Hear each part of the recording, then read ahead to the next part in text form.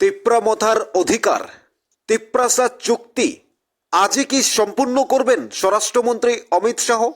দিল্লি থেকে আজ আগরতলায় আসছেন মাননীয় স্বরাষ্ট্রমন্ত্রী অমিত শাহ। মহারাজ প্রদ্যুৎ কিশোর দেববর্মন দিল্লি থেকে রাজ্যে আসবেন তিনিও। রাজ্যের মাননীয় মুখ্যমন্ত্রী প্রফেসর ডক্টর মানিক শাহ রয়েছেন এবং তিপ্রাসা যে 14 লক্ষ তিপ্রাসা স্বপ্নের দিন গুনছিল, তাদের অ্যাকোয়ার্ড সাইন্ড তিপ্রাসার চুক্তি, সেই চুক্তিগুলো ইমপ্লিমেন্ট হচ্ছে করে করে অনেক দিন পেরিয়ে গেল। 6 মাসের মধ্যে ইমপ্লিমেন্ট হওয়ার কথা ছিল, কিন্তু আজ ডিসেম্বরের 8 তারিখ, 8 ডিসেম্বর, তারপরেও তিপ্রাসা স্বপ্ন দেখছে। আজ কি সেই স্বপ্ন পূরণের দিন? আজ কি সেই অধীর অপেক্ষা, দীর্ঘদিনের প্রত্যাশার দিন? আজ কি স্বপ্ন পূরণ হবে তিপ্রাসার? স্বরাষ্ট্রমন্ত্রী অমিত শাহ কি তিপ্রাসার চুক্তি ইমপ্লিমেন্ট করার জন্য কিংবা তিপ্রাসার হাতে অধিকার তুলে দেওয়ার জন্য আসছেন রাজ্যে, নাকি এসব কিছুই হবে না? জানা যাবে প্রত্যেকটা বিষয়, প্রত্যেকটা আপডেট আমরা আপনাদের সামনে তুলে ধরবো, সারাক্ষণ থাকবো আপনাদের সাথে। কিন্তু আমরা যে বিষয়টা বলতে চাই, মাননীয় স্বরাষ্ট্রমন্ত্রী অমিত শাহ তিনি দিল্লি থেকে আগরতলায় আসছেন। আজ সবচেয়ে গুরুত্বপূর্ণ বিষয় দাঁড়িয়েছে, মাননীয় মহারাজ প্রদ্যুৎ কিশোর দেববর্মন কয়েকদিন আগে দিল্লিতে পৌঁছেছিলেন। রাজ্য জুড়ে পুষ্পবন্ত প্যালেস রাজভবন বিতর্ক নিয়ে আলোচনা সমালোচনা চলছিল।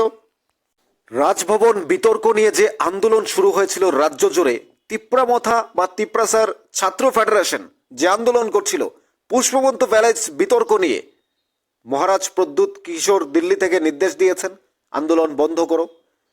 তখনই প্রশ্ন উঠেছিল, কেন মহারাজ প্রদ্যুৎ কিশোর কি বিজেপির সমর্থন করছে, নাকি বিজেপির দাবরানি খেয়ে আন্দোলন বন্ধ করেছে? তারপর পরেই জানা গেল স্বরাষ্ট্রমন্ত্রী অমিত শাহ রাজ্যে আসছেন, ত্রিপুরায় আসছেন। তার জন্যই মহারাজ প্রদ্যুৎ কিশোর দিল্লিতে গিয়েছিলেন, স্বরাষ্ট্রমন্ত্রীর সাথে কথা বলেছেন এবং রাজ্য রাজনীতির যে সমস্যা সেটা সমাধান হবে। পুষ্পবন্ত প্যালেস নিয়ে স্বরাষ্ট্রমন্ত্রী নিশ্চয়ই করে কথা বলবেন মাননীয় মুখ্যমন্ত্রী প্রফেসর ডক্টর মানিক শাহের সাথে, এই কথাই পাওয়া যাচ্ছে এখন পর্যন্ত। এবং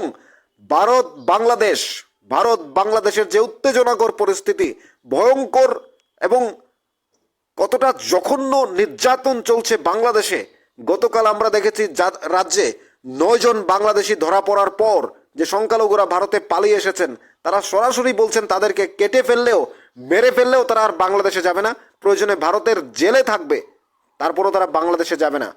অর্থাৎ তাদের নির্যাতনের যে অভিজ্ঞতা ভয়াবহ, সে কথাগুলো শোনার পর নিশ্চয়ই করে এখন প্রশ্ন উঠেছে, স্বরাষ্ট্রমন্ত্রী অমিত শাহ যখন রাজ্যে আসছে, এবার রাজ্যের সীমান্তবর্তী এলাকা যেটা কঠোর এবং জোরদার করা হয়েছে নিরাপত্তা ব্যবস্থা, 800 নিরাপত্তা ব্যবস্থা দেওয়া হয়েছে। অন্যদিকে ভারত বাংলাদেশের যে বাণিজ্য ব্যবস্থা সেটাকে বন্ধ করে দেওয়া হয়েছে এবং ভিসা থেকে পাসপোর্ট সব বন্ধ করে দেওয়া হয়েছে। পাসপোর্ট থেকে ভিসা সমস্ত কিছু দীর্ঘদিনের জন্য বন্ধ রয়েছে।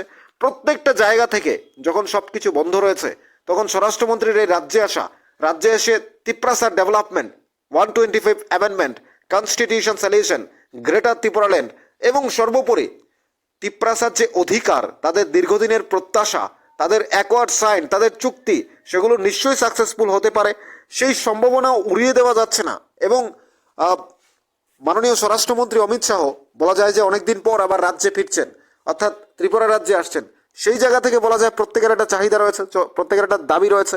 এবং স্বরাষ্ট্রমন্ত্রী অমিত শাহ যখন আগরতলায় আসছেন, তখনই রাজ্যের মানুষ একেবারে খুশি হয়ে উঠেছে।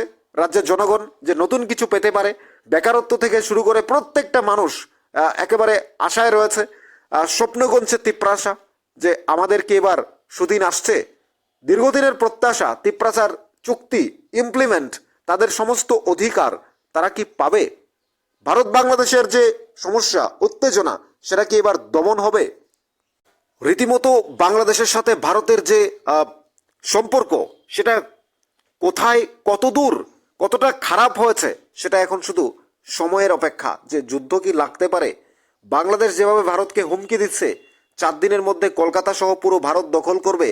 অর্থাৎ আমি তো বারবারই একটা কথা বলি, আমরা প্রত্যেকে জানি ভারত কতটা শক্তিশালী, আমাদের দেশ কতটা শক্তিশালী। আমাদের দেশ কখনো কারোর কাছে মাথা নত করেনি, কিন্তু কখনোই করবে না। যেহেতু স্বরাষ্ট্রমন্ত্রী অমিত শাহ রাজ্যে আসছেন, আগরতলায় আসছেন, মাননীয় মুখ্যমন্ত্রী প্রফেসর ডক্টর মানিক শাহের সাথে কথা বলবেন, বৈঠক রয়েছে, সীমান্ত এলাকাগুলো পরিদর্শন করবেন, কথা বলবেন। এবং মহারাজ প্রদ্যুৎ কিশোর তো রয়েছেন এই রাজ্য রাজনীতির অত্যন্ত গুরুত্বপূর্ণ একটা অধ্যায় রয়েছে তিপ্রাসাকে নিয়ে।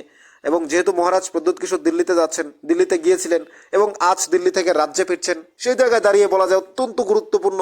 এবং বিশেষ করে তিপ্রাসার জন্য এই বিষয়টা খুব গুরুত্বপূর্ণ। এবং ভারত থেকে অর্থাৎ বাংলাদেশ থেকে প্রতিনিয়ত যেভাবে অনুপ্রবেশ করছে বাংলাদেশিরা, অর্থাৎ এবং সংখ্যালঘুরা সেখানে নিরাপত্তাবিহীন, অর্থাৎ যেভাবে তাদের নিরাপত্তাহীনতায় ভুগছে, তাদের যেভাবে নির্যাতন অত্যাচার করা হচ্ছে, মন্দির ভাঙা হচ্ছে, এবং আমাদের সীমান্ত এলাকা নিয়ে বা আমাদের ত্রিপুরা রাজ্যকে নিয়ে বাংলাদেশ যেভাবে কুৎসা ছড়াচ্ছে, একের পর এক হুমকি দিয়ে যাচ্ছে, ধমকি দিয়ে যাচ্ছে, অর্থাৎ একেবারেই বলা যায় ভারতের প্রধানমন্ত্রী থেকে রাজ্যের মাননীয় মুখ্যমন্ত্রী, স্বরাষ্ট্রমন্ত্রী থেকে শুরু করে প্রত্যেককে যেভাবে হুমকি দিয়ে যাচ্ছে বাংলাদেশিরা, এটাও একটা সেন্সিটিভ ইস্যু, অত্যন্ত গুরুত্বপূর্ণ হয়ে দাঁড়িয়েছে রাজ্য রাজনীতিতে। এবং ত্রিপুরা রাজ্যের যে পরিস্থিতি সেটা নিয়েও আলোচনা করবে। বেকারত্বের জন্য কি কিছু ঘোষণা দিতে পারেন কিনা স্বরাষ্ট্রমন্ত্রী, নতুন কিছু বলতে পারেন কিনা, সেটাও দেখার বিষয়, ভাবনার বিষয়। নিশ্চয়ই সাংবাদিকের মুখোমুখি যখন হবেন স্বরাষ্ট্রমন্ত্রী অমিত শাহ, নিশ্চয়ই অনেকগুলো প্রশ্ন উঠে আসবে, অনেকগুলো আলোচনা উঠে আসবে।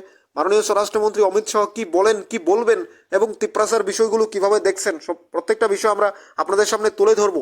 স্বরাষ্ট্রমন্ত্রীর এ রাজ্যে আসা নিয়ে যে আলোচনা তৈরি হয়েছে তিপ্রাসাকে ঘিরে, তিপ্রাসাকে কেন্দ্র করে, এবং রাজ্য রাজনীতির পরিস্থিতি, ভারত বাংলাদেশের উত্তেজনাকর পরিস্থিতি, সমস্ত বিষয়গুলো যখন সামনে এসে পৌঁছয়, তখনই তিপ্রাসার বিষয়টা সবার আগে এসে পৌঁছয়। কারণ মাননীয় মহারাজ প্রদ্যুৎ কিশোর দেববর্মন তিনি দিল্লিতে গিয়েছিলেন, আজ স্বরাষ্ট্রমন্ত্রীর সাথেই তিনি দিল্লি থেকে আসবেন বলে যতদূর জানা যাচ্ছে, অর্থাৎ স্বরাষ্ট্রমন্ত্রীর সাথে তার কথা হয়েছে। তারপর পরই তিনি বলেছেন যে এই যে আন্দোলন বা পুষ্পবন্ত প্যালেস বা পুরনো রাজভবন বিতর্ক, সেটা বন্ধ করার জন্য, আন্দোলন বন্ধ করার জন্য, যেখানে রাজ্য সরকার বলছেন, রাজ্যের মাননীয় মুখ্যমন্ত্রী বলছেন রাজ্যের উন্নয়নে বাধা দেওয়া ঠিক নয়, পর্যটনের আকর্ষণের জন্যই এই পুরনো রাজভবনকে ব্যবহার করা হচ্ছে, 5 স্টার হোটেল খোলা হচ্ছে, সেই জায়গায় দাঁড়িয়ে মহারাজ প্রদ্যুতের এই হঠাৎ করে বাধা হয়ে দাঁড়ানো।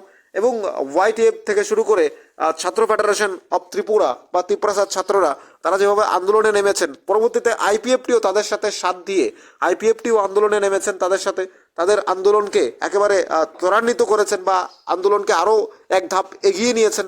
হঠাৎ করে স্বরাষ্ট্রমন্ত্রীর সাথে দেখা করার পর দিল্লি থেকে মহারাজ প্রদ্যুৎ কিশোর রাজ্য রাজনীতিতে আরও একটা নতুন অর্থাৎ নতুন করে তিনি জাঁকিয়ে বসলেন যে না, এবার রাজভবন কোনোভাবেই বিজেপিকে দেওয়া যাবে না, রাজ্য সরকার কোনোভাবে ইউজ করতে পারবে না। আবার রাজ্য সরকারের পক্ষ থেকে বলা হয়েছে কেন গোলাপবাগান যদি ইউজ করতে পারে বিয়েবাড়ি হিসাবে, কেন এই রাজভবন ব্যবহার করা যাবে না, রাজ্যের উন্নয়নে যেন বাধা হয়ে না দাঁড়ায়। সেই সময়েই খবর পাওয়া গেল যে মাননীয় স্বরাষ্ট্রমন্ত্রী আসছেন ত্রিপুরায়। তখনই রাজ্য রাজনীতি আরও একবার মোড় পাল্টে যায়। তিপ্রাসা খুশির এবং একেবারে গুরুত্বপূর্ণ স্বপ্ন দেখতে শুরু করে, তিপ্রাসা ইমপ্লিমেন্ট হবে, তিপ্রাসার চুক্তি সাকসেসফুল হবে, তিপ্রাসা অধিকার পাবে, স্বরাষ্ট্রমন্ত্রী অধিকার দেবেন। ভারত বাংলাদেশ যে সীমান্তের পরিস্থিতি রয়েছে ত্রিপুরার সাথে, সেখানে উত্তেজনাকর পরিস্থিতি ঠান্ডা হবে এবং রাজ্যের বেকাররা কিছু আশা করতে পারে। এবং অন্যদিকে রাজ্যের মাননীয় মুখ্যমন্ত্রীর সাথে কথা বলার পর রাজ্য রাজনীতির পরিস্থিতি কোথায় দাঁড়ায় সেটাও একটা বিবেচনার বিষয় হয়ে দাঁড়িয়েছে। স্বরাষ্ট্রমন্ত্রীর রাজ্যে আসা নিয়ে মানুষ যে স্বপ্ন দেখছে, তিপ্রাসা যে অধিকারের কথা ভাবছে, মহারাজ প্রদ্যুৎ কিশোর দিল্লিতে গিয়ে যে এই রাজভবনের আন্দোলন বন্ধ করে দিলেন, রাজভবন বিতর্ক শেষ হয়ে গেল, সেটা সব কিছুই কি স্বরাষ্ট্রমন্ত্রী অমিত শাহ? উত্তর নিশ্চয়ই আমরা পাবো। আপনারা আমাদের সাথে থাকবেন। নিউজ ত্রিপুরা 1 চ্যানেলটি সাবস্ক্রাইব করে রাখুন। তিপ্রাসার চুক্তি কি আজই সম্পূর্ণ হচ্ছে? তিপ্রাসা অধিকার কি আজই পাচ্ছেন? আপনারা জানাবেন কমেন্টস বক্সে। আমাদের চ্যানেলটি সাবস্ক্রাইব করে রাখুন। প্রত্যেকটা আপডেট আমরা আপনাদের জন্য পৌঁছে দেবো।